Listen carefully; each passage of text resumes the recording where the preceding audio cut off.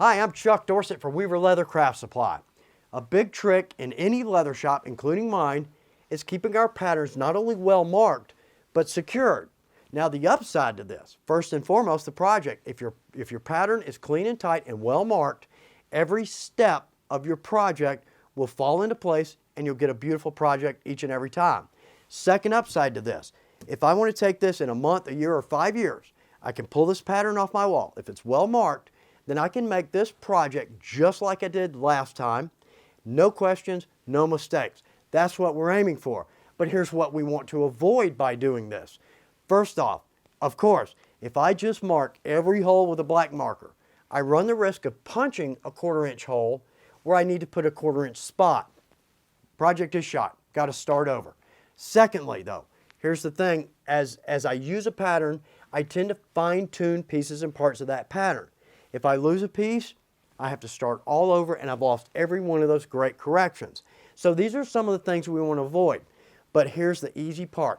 We're going to just use 4 markers, 4 different colored markers, and we're going to use those for different techniques on our leather pattern. Now we're going to use the sleigh bell pattern. This is great. We've got rivet holes, concho holes, lace holes, and spot holes. So that gives us a good variation. But at the same time, we're keeping it simple. Let's keep this simple. Let's develop a good, clean, tight pattern, and you can absolutely build on that from there. All right, so let's start with our 4 markers and marking our holes. All right, 4 colors. First and foremost, black, most common color. What I want to do here is I'm going to mark my rivet holes with black. These are for my billets. Now, black, common color. Standard rivet hole, I tend to use about 1/8 of an inch so my rivet is snug in that hole, and that gives me a good bite when I hammer that down. Now we're going to move over to blue because this is what I consider my secondary hole color. All right, concho, I'm going to need a 3/16 of an inch hole there. So I'm going to mark that in blue. Now I can certainly write down 3/16, but typically I know which hole I'm going to use for a concho or lace. Now, secondary hole, I just need to keep my eye on that. Now, we're going to add holes here for lace. It needs to be a little bit larger hole because that lace is going to come through, go through the bell, and back through the leather. So I'm going to mark each one of these, and I'm going to put lace under it. Nice. Now, I've got those marked. So concho, lace. Now, I'm going to go to a red marker because now we don't want to make a mistake of punching a hole where we need a spot.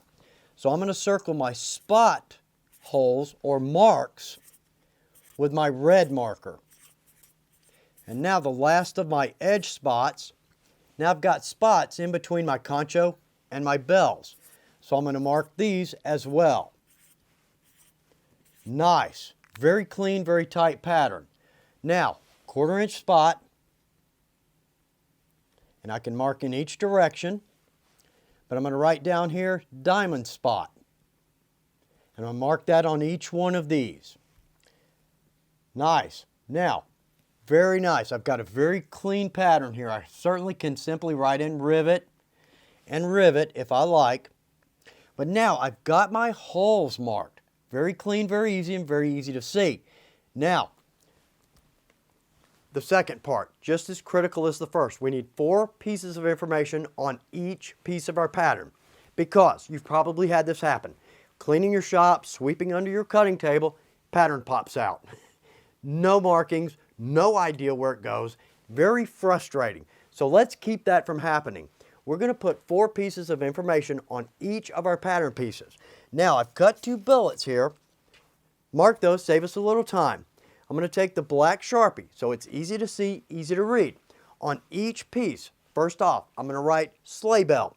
Again, so if it slips under the table, I pull it out, I know exactly where it needs to go. Second thing, outside dimensions, width and length. Easy enough. I can see the width and the length that I need for this project almost without taking the pattern off the wall. Third thing, we're going to write down 1 up. How many of each piece do I need to cut? This is where this could get confusing, but it's not. You'll see.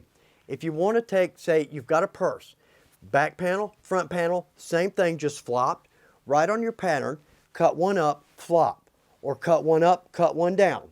In this situation, just cut one up. That's all I need, but I need that on each of my 3 pieces. Last thing, end weight or beginning weight if I'm not going to line this. If I'm just going to use an 8 to 9 ounce leather, 8 to 9 ounce leather. That's all I need. But if I'm going to line this, I'll write down 9 to 10, 10 to 11 slash with liner. So I know that's what I'm going to do. This particular piece is lined with a suede. All right, so I'm going to mark all 4 pieces of information down on each of these 3 patterns. Nice. Now I've got each piece ready to go. Can't lose them. If they fall off, they slide under the table, I pull that out, I know exactly where that needs to go. All right, last thing, keeping these together. This is a great convenient way to do this.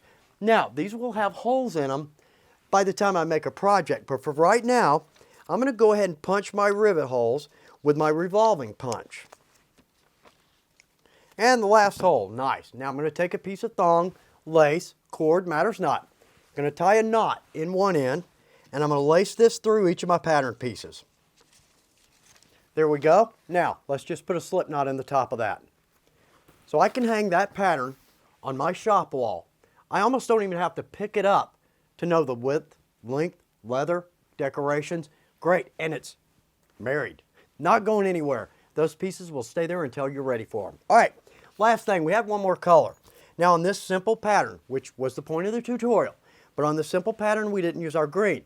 Now I reserve this typically for either stitch lines or lace lines, or if I'm going to drop in a zipper, I can mark it with a green. Again, easy for my eyes to see. Well, I hope this is a great trick, great tip for you. I hope you make beautiful patterns, and I hope they're perfect each and every time. Good luck with your projects.